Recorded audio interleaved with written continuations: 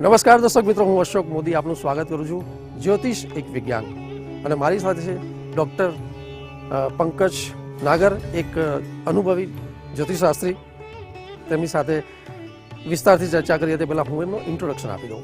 જ્યોતિષ જગતમાં નોખું અનોખું નામ એટલે ડૉક્ટર પંકજ નાગર. ગુજરાતના એકમાત્ર જ્યોતિષ કે જેમને કાશી બનારસ હિન્દુ વિશ્વવિદ્યાલયમાંથી જ્યોતિષશાસ્ત્રમાં PhDની પદવી મેળવી છે. છેલ્લા 32 વર્ષથી તેઓ ગુજરાતના અનેક અખબારોમાં દર સોમવારે કોલમો આપી રહ્યા છે. ડૉક્ટર પંકજ નાગર જ્યોતિષ અને વિજ્ઞાનના ફેકલ્ટી હેડ પણ રહી ચૂક્યા છે અને તેમની પાસે તાલીમ લઈને ગુજરાતમાં ઘણા બધા જ્યોતિષો તૈયાર થયા છે. વધુ વાત કરીએ તો જ્યોતિષ અને વિજ્ઞાન પર લંડનની એક માં ટીવી ચેનલ પર તેમનો એક શો સફળતાપૂર્વક કર્યો છે. તો આવો જ્યોતિષ અને વિજ્ઞાનના મહાનુભવી એવા ડૉક્ટર પંકજ નાગર પાસેથી મેળવીએ સચોટ માર્ગદર્શન. ડૉક્ટર નાગર, આપનું સ્વાગત છે. GTPLના દર્શક મિત્રોને ડૉક્ટર પંકજ નાગરના સ્નેહ નમસ્કાર. અશોકભાઈ, આપે મારો સુંદર મજાનો પરિચય આપ્યો તે માટે પણ આપનો ખૂબ ખૂબ આભાર. તો હા દર્શક મિત્રો, સૌપ્રથમ સમજીએ કે what does GTPL means. GTPL means great transformation to positive life. અર્થાત એક માનવીના જીવનમાં હકારાત્મક વલણ તરફ લઈ જતી ગુજરાતની એકમાત્ર પ્રતિષ્ઠિત ચેનલ એટલે GTPL. દર્શક મિત્રો, આટલું બધું જબરદસ્ત ઇન્ટ્રોડક્શન જે મૂવીનું થયું હોય તેમની સાથે આપણે ચર્ચા શરૂ કરીએ પહેલાં પંકજભાઈ, હું શરૂઆત કરીએ આપણે દેશની અને દેશના અર્થતંત્રની વાત કરીએ તો આપણે જે અર્થતંત્રનો આધાર કહેવાય સ્ટોક એક્સચેન્જ, ગોલ્ડ, સોના ચાંદી બજાર, એ વિશે આપ શું આગાહી કરો છો? હા તો દર્શક મિત્રો, સૌપ્રથમ તો આપણે ઈસવીસન 2017 દરમિયાન રૂપાંતરણ થનારા, ટ્રાન્ઝિટ થનારા, ચેન્જ થનારા, રાષ્ટ્રાંતર થનારા કેટલાક મહત્વના 3 ગ્રહોની ચર્ચા કરીએ. આ 3 મહત્વના મુખ્યત્વે ગ્રહો એટલે શનિ, ગુરુ અને રાહુ. ભલભલા શનિ રાહુથી ડરે છે અને ગુરુનું નામ સાંભળતાની સાથે જ જાણે ગુરુ કૃપા મળી ગયો હોય તેવો આનંદ અહેસાસ તેમના ચહેરા પર ચમકવા લાગે છે. હવે આ 3 અતિ મહત્વના ગ્રહો ઈસવીસન 2017ની અંદર રાષ્ટ્રાંતર કરવાના છે. હમણાં 26મી જાન્યુઆરી 2017ના રોજ શનિએ વૃશ્ચિક રાશિ છોડી અને ધન રાશિની અંદર પ્રવેશ કર્યો છે. વળી પાછું 20 જૂનના રોજ 2017ની સાલમાં જ આ શનિ રિટર્ન ઓફ સેટર્ન જેને આપણે કહીશું, પોતાની ધન રાશિમાંથી નીકળી અને વૃશ્ચિક રાશિની અંદર રિવર્સ થશે, પાછો વળશે અને વળી પાછો એ ઓક્ટોબર મહિનાના 2017ની સાલ સુધી ત્યાંનું ત્યાં જ ભ્રમણ શરૂ કરશે અને ધન રાશિની અંદર ત્યાં શનિનું ભ્રમણ લગભગ જાન્યુઆરી 2020 સુધી રહેશે. આવો બીજા ગ્રહની વાત કરીએ.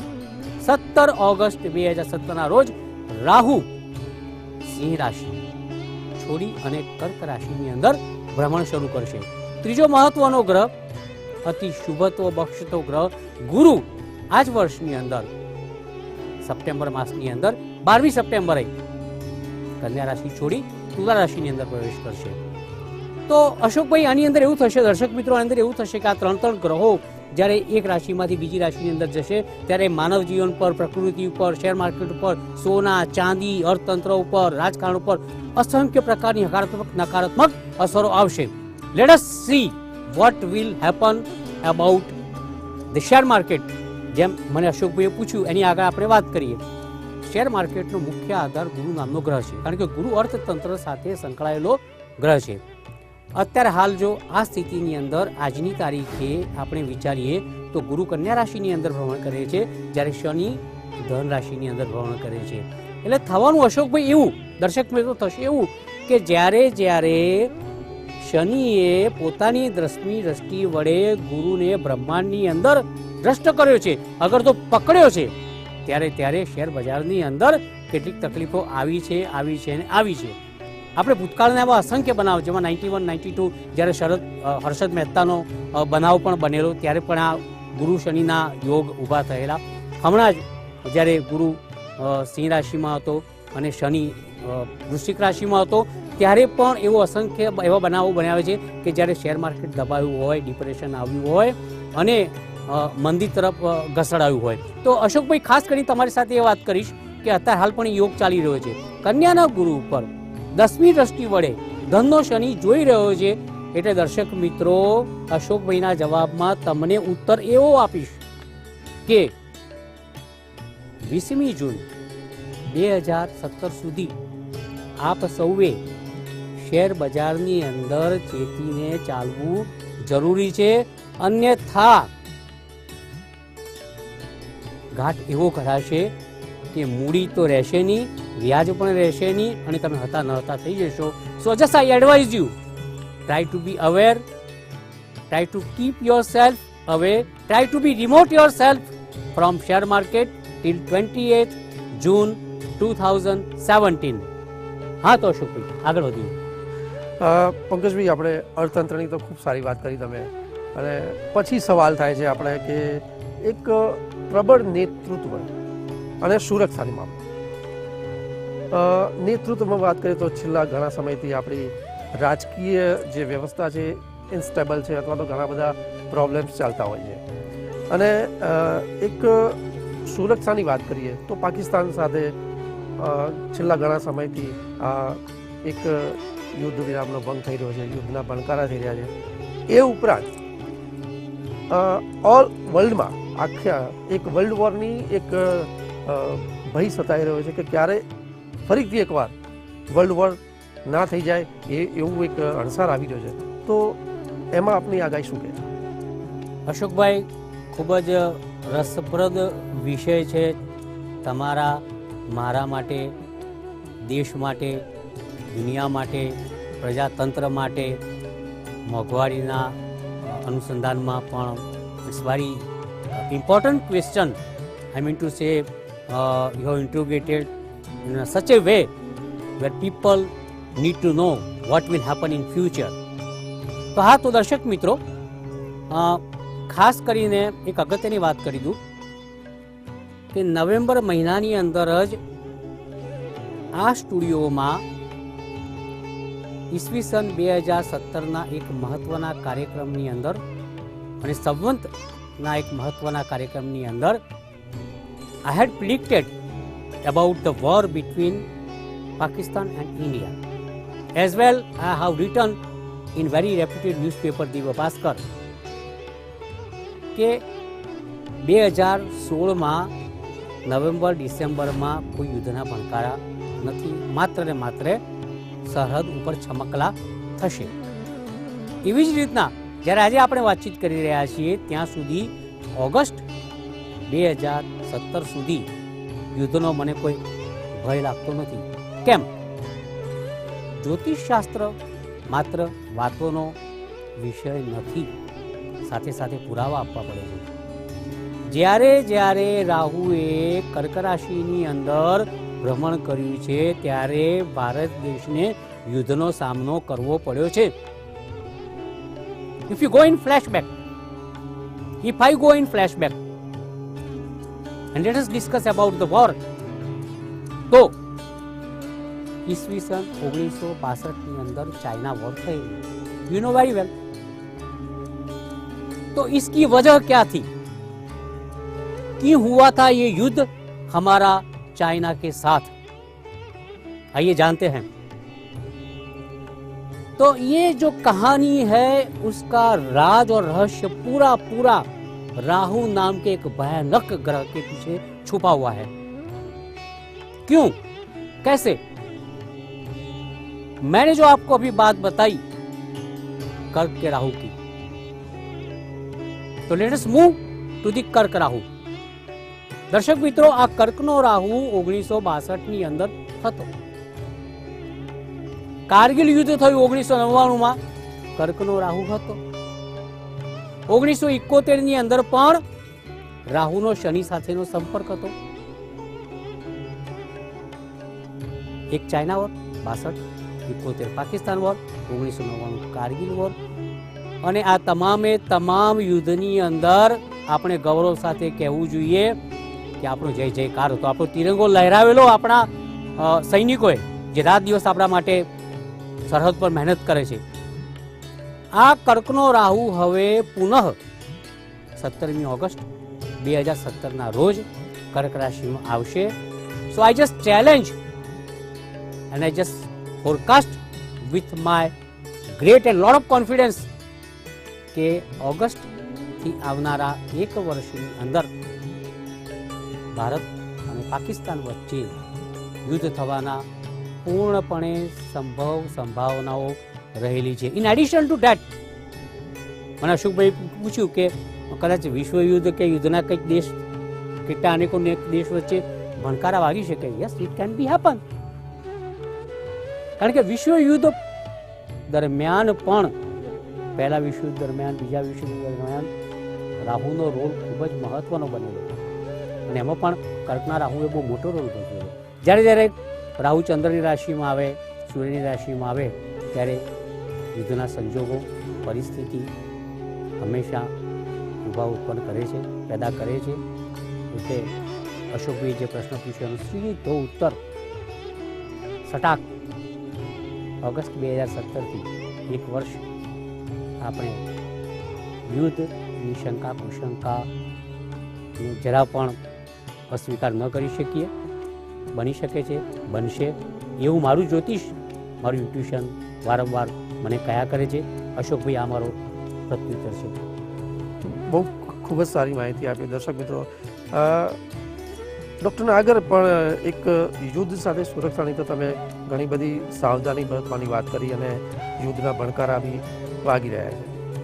પરંતુ યુદ્ધ ઉપરાંતની વાત કરું તો એક ખતરાની વાત એવી વાત કરીએ કે જે પ્રકૃતિની વાત છે, જળ છે. આપણે પ્રકૃતિની વધારે વાત કરીએ તો જે ગ્લોબલ વોર્મિંગની ઘણી બધી આપણે ઘણા વર્ષોથી સાંભળી રહ્યા છે કે global warming it become a major issue in the world. એ પણ એક ખતરો છે. તો એને લઈને આપણા જે પ્રોપર્ટીઝ છે, જમીન, મકાન અને ઘણી બધી સંપત્તિ, એમાં બિલ્ડર અને ટોટલી ઇન્ફ્રાસ્ટ્રક્ચરની વાત કરીએ તો એમાં આપણી આગાહી શું છે?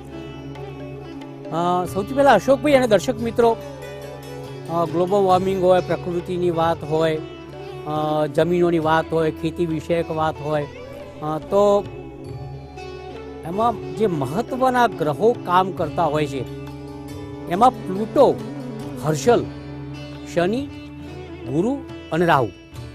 These are the 5 major planets which are connected two 5 elements of the world, જેને આપણે જળ, વાયુ, આકાશ, અગ્નિ, પૃથ્વી તત્વના નામથી ઓળખતા હોઈએ છીએ. આ પંચ તત્વોને આ 5 ગ્રહો ક્યાંક ક્યાંક બેલેન્સ કરતા હોય છે, ક્યાંક ક્યાંક અનબેલેન્સ કરતા હોય છે. તો સૌથી પહેલાં વિચારીએ તો પ્લુટો અને હર્ષલનો તો કોઈ પ્રોબ્લેમ હમણાં કોઈ મુવમેન્ટ મોટી છે નહીં એની, પણ શનિ, રાહુ અને ગુરુની બહુ મોટી મુવમેન્ટ છે. અત્યારે હાલનો વિચાર કરીએ, આપણે જ્યારે સ્ટુડિયોમાં બેઠા છીએ અશોકભાઈ અને દર્શક મિત્રો, ત્યારે ગુરુ પૃથ્વી તત્વની કન્યા રાશિની અંદર ભ્રમણ કરી રહ્યો છે. રાહુ અગ્નિ તત્વની સિંહ રાશિમાં, સૂર્યની રાશિમાં ભ્રમણ કરી રહ્યો છે. શનિ ધન રાશિમાં એટલે અગ્નિ તત્વની રાશિમાં ભ્રમણ કરી રહ્યો છે, પરંતુ જૂનમાં વળી પાછો વૃશ્ચિક રાશિમાં આવી જશે. એ જ પ્રમાણે ઓગસ્ટમાં રાહુ બદલાઈને કર્ક રાશિમાં જશે, સપ્ટેમ્બરમાં ગુરુ બદલાઈ અને તુલા રાશિમાં જશે. તુલા વાયુ તત્વમાંની રાશિ ગણાય છે. આમ મારું અનુમાન, આગાહી અને જ્યોતિષી ગણતરી વારંવાર મને એવું કહેવા માટે પ્રેરણા આપે છે, એવી એક આંતરસૂઝ આપે છે કે આવનારા સમયની અંદર ખાસ કરીને ઓગસ્ટ અને સપ્ટેમ્બર માસ, અશોકભાઈ અને દર્શક મિત્રો, ભારે વર્ષાના યોગ છે. પ્રચંડ વાયુ પ્રકોપ, સુનામી જેવા બનાવો પણ ઓગસ્ટ સપ્ટેમ્બર દરમિયાન 2017ની સાલમાં બની શકે છે. અને એના કારણે એક શક્યતા ખૂબ જ વધી જશે કે આવનારા વર્ષ 2018ની અંદર પાણીની કમી રહેશે નહીં. ખેતરો ખૂબ જ ખુશી આનંદથી લહેરાશે. પાક હર્ષોલ્લાસ મનાવતો હોય, ઉત્સાહ આનંદ મનાવતો હોય, કોઈક ફેસ્ટિવલ મનાવતો હોય એવો પાક, ઉગેલા પાકના મુખ ઉપરથી તમને અનુભૂતિ થશે. ઉપરાંત ખાસ કરીને જમીન અને મકાન, અગર તો જે બિલ્ડર લોબી અત્યારે ખૂબ જ ચિંતિત છે. એક નોટબંધીનું વાતાવરણ ઊભું થઈ ગયું, લોકો એડજસ્ટમેન્ટની અંદર ફસાયા, ક્યાંક ને ક્યાંક લોકોએ ઘણી બધી હાલાકી પ્રજાતંત્રએ ભોગવી છે. આ હાલાકીના સંજોગો આવનારા સંજોગોમાં ગ્રહયોગના આધારે જરા પણ દેખાતા નથી. એટલે હવે ડોન્ટ સ્કેર્ડ ઓફ નોટબંધી now. I just predict before you કે હવે આવનારા સમયની અંદર અર્થતંત્રમાં કોઈ મોટા ધરતીકંપ, કોઈ મોટા ફેરફારો છે નહીં. બિલ્ડર લોબીએ તો હર્ષોલ્લાસ અને આનંદ મનાવવો જોઈએ, કારણ કે જ્યારે તુલાની અંદર ગુરુ આવશે ત્યારે, જ્યારે કર્કની અંદર રાહુ આવશે ત્યારે, અને શનિ ધનની અંદર ઓક્ટોબર 2017ની અંદર આવશે ત્યારે દિવાળી પછી બિલ્ડર વર્ગ માટે એક તેજીનો માહોલ સર્જાશે અને એમના સમગ્ર બિલ્ડર લોબી વચ્ચે એક આનંદની લહેરકી ઉભરાઈ જશે, ફેલાઈ જશે. એમાં જરા લેશ માત્ર પણ મને શંકા નથી. અશોકભાઈ, ખૂબ સારી વાત કરી ડૉક્ટર નાગર. સમસ્યાની જે વાત કરીએ છીએ અત્યારે આપણે એક બીજો બી પ્રશ્ન ઊભો થાય છે કે કોઈ પણ દેશની ઇકોનોમિક જે છે એ એગ્રીકલ્ચર સેક્ટર પછી ઇકોનોમિક લાગતું હોય. હું વાત કરી રહ્યો છું દેશની જે હમણાં નોટબંધી ચાલી, નાણાકીય ઘણી બધી ભીડભાડ થઈ, સામાન્ય માણસોને ખૂબ જ પરેશાની થઈ, તો એનામાં બેન્કિંગ સેક્ટર બી ઘણું બધું ઇફેક્ટ થયું. તો એના લીધે જે આપણો રેશિયો છે ઇકોનોમિકલ, એ એમાં કેટલો ફેરફાર થશે? Yes, very good answer. Very good question Ashokbhai. સૌથી મહત્વની વાત દર્શક મિત્રો એવી છે કે જે અર્થતંત્રનો આધાર છે ગુરુ નામના ગ્રહ ઉપર છે. ગુરુ વિસ્તૃતિકરણનો ગ્રહ છે, ગુરુ અર્થશાસ્ત્રનો કારક છે. ઇવન કે ધર્મશાસ્ત્રની અંદર ગુરુને કુબેર ભંડારી પણ કહ્યું છે. એટલે જ્યારે જ્યારે આપણે ગુરુની પૂજા કરીએ તો મોટાભાગે આર્થિક સ્થિતિમાં સુધાર કરવા માટે, એને એક્સપાન્ડ કરવા માટે, એને મોટી બનાવવા માટે, એને વિસ્તૃત કરવા માટે આપણે ખૂબ જ પૂજાપાઠ ગુરુ નામના ગ્રહના કરતા હોય. શનિ એ સંકોચન સાથે સંકળાયેલો ગ્રહ છે. તો શનિ અને ગુરુનો જ્યાં સુધી યોગ ચાલ્યા કરશે ત્યાં સુધી કંઈ ને કંઈ બેન્કિંગ ક્ષેત્રે, આર્થિક ક્ષેત્રે કંઈ નાના નાના ફેરફારો આવ્યા કરશે. પણ જૂન મહિનાની અંદર શનિ વૃશ્ચિક રાશિમાં પાછો આવશે, એટલે ગુરુ એની પકડમાંથી મુક્ત થઈ જશે. હવે જૂનથી ઓક્ટોબરનો સમય છે, એની અંદર અર્થતંત્રને લગતા, બેન્કિંગ ક્ષેત્રને લગતા કેટલાક મહત્વના નિર્ણયો લેવાશે. એમાં ખાસ કરીને મોટો નિર્ણય એ છે કે હાઉસિંગ લોન હજુ પણ થોડીક સસ્તી થશે, એનો વ્યાજનો દર ઘટશે, બેંકનો રેપો વધશે. જે મોસ્ટ શોખની વસ્તુઓ છે એમાં ક્યાંક ક્યાંક રેટમાં ચઢ ઉતર આવશે, કારણ કે શનિ પાછો ગુરુને પકડશે. તો આ ગાળાની અંદર શનિની ગુરુ પર દ્રષ્ટિ ખસતા બેન્કિંગ ક્ષેત્રે બહુ મહત્વના આર્થિક સુધારાઓ આવશે કે જે પ્રજાતંત્રને ખૂબ જ રાહત આપશે, પ્રજાતંત્ર માટે એક હર્ષોલ્લાસનું માધ્યમ બનશે. અને ત્યાર પછી જ્યારે શનિ ધન રાશિની અંદર જશે ત્યારે ગુરુ તુલા રાશિની અંદર હશે, ત્યારે શનિ ગુરુનો કોઈ સંબંધ રહેશે નહીં. એના કારણે શેર માર્કેટ ઉપર આવશે, જે બિલ્ડર લોબીનો વર્ક છે એ ઉપર આવશે, સોનું ઉપર આવશે, ચાંદી ઉપર આવશે. બેન્કિંગ ક્ષેત્રે કેટલાક પોઝિટિવ નિર્ણયો લેવાશે. એના કારણે પ્રજાતંત્રને અનેકો નેક લાભ અને એક જબરજસ્ત આનંદ ઉત્સાહનો તહેવાર મનાવવાની પરિસ્થિતિ આ ગ્રહયોગના આધારે ઊભી થશે, એવું મારું અંગતપણે માનવું છે. અશોકભાઈ, ડૉક્ટર નાગર, આપણે વિશ્વની અને દેશની ઘણી બધી બાબતો ઉપર આપણે ખૂબ જ અસરકારક ચર્ચા કરી અને તમે ખૂબ સારા માર્ગદર્શન આપ્યા. આપણે એક ભરોસાપાત્ર વાત કરીએ તો એક નેતૃત્વ, નરેન્દ્રભાઈ મોદી આપણા વડાપ્રધાન, અને એની સાથે એમનો 2.5 વર્ષનો કાર્યકાળ, 5 અલગ અલગ રાજ્યોમાં ઇલેક્શનનો માહોલ અને આગામી દિવસોમાં ગુજરાતમાં પણ ચૂંટણીનો માહોલ સર્જાયો છે. આ પરિસ્થિતિઓમાં જે નરેન્દ્રભાઈનું એક વ્યક્તિત્વ, એક નેશનલ ફિગર, વર્લ્ડ ફિગર, એ બધાને એક એનાલિસિસ, એસેસમેન્ટ કર્યા પછી આપ શું કહેવા માંગો? દર્શક મિત્રો, અશોકભાઈએ સરસ મજાનો પ્રશ્ન કર્યો. બધા નામ સાંભળ્યા છે કે શેરે પંજાબ, શેરે ગુજરાત, શેરે સૌરાષ્ટ્ર, પણ નરેન્દ્રભાઈનું હું કહીશ શેરે હિન્દુસ્તાન. અને વધારે આગળ વધુ તેમના માટે એ પણ કહીશ કે શેરે વિશ્વિસ્તાન is the tiger of universe. વૈશ્વિક વાઘ આ છે, સિંહ છે સાહેબ. હવે અશોકભાઈએ મને પૂછ્યું કે એમનું રાજકીય કારકિર્દી વિશે શું થઈ શકે. હવે અસંખ્ય એપિસોડની અંદર, અખબારની અંદર મેં વારંવાર એવા નિવેદનો આપેલા છે. ટીવીના પ્રોગ્રામમાં પણ મેં અશોકભાઈ ઘણી બધી વાતો કરેલી છે નરેન્દ્રભાઈ માટે. મુંબઈ સમાચારમાં 2007માં જ્યારે બહુ જ કટોકટી હતી ત્યારે I was the only astrologer who had predicted in Mumbai Samachar. Editor was compelled to write like this કે આ અંગત મંતવ્ય શ્રી મોદી ગુજરાતના ચીફ મિનિસ્ટર બનશે એ ડૉક્ટર પંકજ નાગરનું છે, એમાં અખબારને કંઈ લેવા દેવા નથી. દે વર સ્કેર્ડ ઓફ. છતાં પણ મેં લખ્યું કે નરેન્દ્રભાઈ જ ચીફ મિનિસ્ટર ગુજરાતના થશે અને દેટ માય પ્રિડિક્શન કેમ ટ્રુ. હવે આજે આ એપિસોડની અંદર હું વાત કરું છું કે નરેન્દ્રભાઈનો જન્મ 17મી સપ્ટેમ્બરનો છે. 17મી સપ્ટેમ્બરે જન્મેલા નરેન્દ્રભાઈની કુંડળીમાં કન્યા રાશિનો સૂર્ય છે. આ સૂર્ય ઉપરથી 12મી ઓગસ્ટ 2016થી કન્યાના ગુરુનું ભ્રમણ ચાલુ છે. મંત્રેશ્વરની ચમત્કાર ચિંતામણી હોય, ભૃગુ સંહિતા હોય, કલ્યાણ વર્માની સારાવલી હોય, અગર જ્યોતિષશાસ્ત્રનો કોઈ પણ ગ્રંથ હોય, દરેક ગ્રંથની અંદર લખ્યું છે કે માનવનો શ્રેષ્ઠ સમયકાળ એટલે એની કુંડળીના મૂળ સૂર્ય ઉપરથી ગુરુનું ભ્રમણ. So according to astrology, Narendrabhai is under a very good transit of Guru since 12 August 2016. આવનારા મહિનાઓની અંદર આ સપ્ટેમ્બર સુધી નરેન્દ્રભાઈને જબરજસ્ત માન સન્માન, પ્રતિષ્ઠા, વાવા અને જય જયકાર મળશે. એમાં દર્શક મિત્રો કે અશોકભાઈ મને જરા પણ શંકા લાગતી નથી.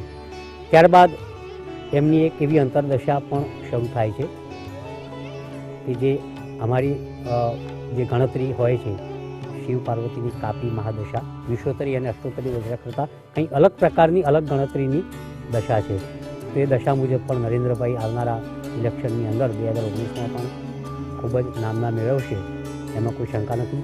ફક્ત અને ફક્ત ગુજરાતની સ્થાપના કુંડળી અને ગુજરાતના સંજોગો, ગ્રહ પરિવર્તન એક મોટું ઊભું કરે એવું લાગે છે. ક્યાંક ભાજપને નાનું સરખું નુકસાન થશે એવું મારી ગણતરી અને મારી આગાહી આ પ્રોગ્રામમાં છે. એ સાથે આપણે આ એપિસોડ નંબર 1 અહીંયા પૂરો કરી દઈશું. Ashokbhai, thank you very much doctor Pankaj Nagar. દર્શક મિત્રો, આજે જ્યોતિષ એક વિજ્ઞાનમાં ડૉક્ટર નાગરે આપણને ખૂબ જ અમૂલ્યવાન માર્ગદર્શન આપ્યું, જેમાં દેશની, વિદેશની, એમાં ઇકોનોમિકલ, પોલિટિક્સ, જળ, પ્રકૃતિ, દરેક વિષય ઉપર તેમના ખૂબ સારા એક અસરકારક આપણને એક સારા માર્ગદર્શન આપ્યા. અને આ સાથે દર્શક મિત્રો અહીંયા સમય થયો છે રજા લેવાનો. મને અને ડૉક્ટર પંકજ નાગરને રજા આપવા સમર્થ. જ્યોતિષ જગતમાં નોખું અનોખું નામ એટલે ડૉક્ટર પંકજ નાગર. ગુજરાતના એકમાત્ર જ્યોતિષ કે જેમને કાશી, બનારસ હિન્દુ વિશ્વવિદ્યાલયમાંથી જ્યોતિષશાસ્ત્રમાં PhDની પદવી મેળવી છે. છેલ્લા 32 વર્ષથી તેઓ ગુજરાતના અનેક અખબારોમાં દર સોમવારે કોલમો આપી રહ્યા છે. ડૉક્ટર પંકજ નાગર જ્યોતિષ અને વિજ્ઞાનના ફેકલ્ટી હેડ પણ રહી ચૂક્યા છે અને તેમની પાસે તાલીમ લઈને ગુજરાતમાં ઘણા બધા જ્યોતિષો તૈયાર થયા છે. વધુ વાત કરીએ તો જ્યોતિષ અને વિજ્ઞાન પર લંડનની એક મા ટીવી ચેનલ પર તેમનો એક શો સફળતાપૂર્વક કર્યો છે. તો આવો જ્યોતિષ અને વિજ્ઞાનના મહાનુભવી એવા ડૉક્ટર પંકજ નાગર પાસેથી મેળવીએ સચોટ માર્ગદર્શન.